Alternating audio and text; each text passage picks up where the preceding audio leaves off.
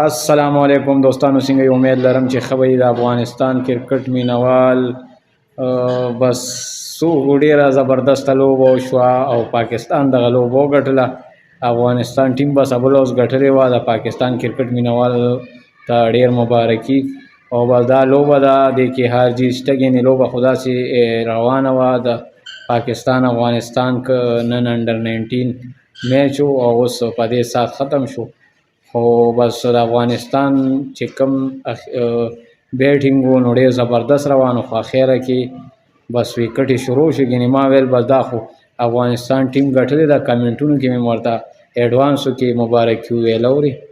خو بیا هم بهرحال دوستانو په لوبه کې هر جیت شته دی. نو د افغانستان کرکټ زبردست کرکټ یې وکړو. د انډر 19 ښایسته ټیم یې دی، زبردست. پاکستان کرکټ مینوالو ته د مبارکي وي. پاکستان کرکټ مینوال هم بس د افغانستان ټیم نه خپل بدل واخیستو او لوبه یې وګټله. نو ډېره زبردسته لوبه وشوه. نو دوستانو اوس دې سیریز کې دوه لوبې پاتې دي. بیا به د پاکستان او د افغانستان بله لوبه هم راځي. بیا به هغې کې ګورو چې فینل او دغه سیریز به څوک ګټي.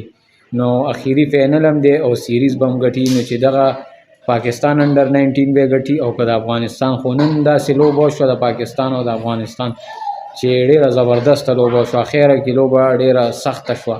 ګینې ما ویل د افغانستان ټیم دغه لوبه ګټلې ده. ما ویل چې یاره په مشکله به پاکستان ټیم ګټي. خو چې ومې کته او چیم پکې څکله به دغه ټول کلاړیان یې وټو.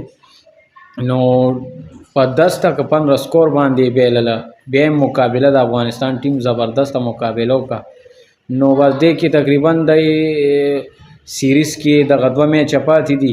بیا به زه تاسو سره په هغې باندې ګپ ولګوم. فینل به د پاکستان او د افغانستان بیا راځي او دا سیریز نور هم خوندور شو. دې پسې بیا انشاءالله ایشیا کپ په 27 چالو کېږي او بیا انشاءالله په موبایل او په چینلو باندې لایف ښیي. په ټي وي هم تاسو کتی شئ.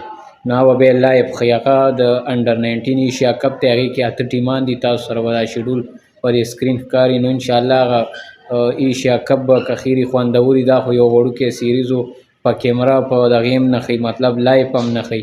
همداسې هغه سکور کارډ ښیي. بس په هغې باندې موږ تاسو له اپډیټ درکوو. د افغانستان کرکټ زبردست فایټ وکړو او په لوبه کې هر جیت راځي. به دوستانو دغه د کرکټ معلوماتي ویډیو وه. د ویډیو کتلو مننه. خوشحاله او آباد اوسئ. چې چېرته هم یئ د الله په امان.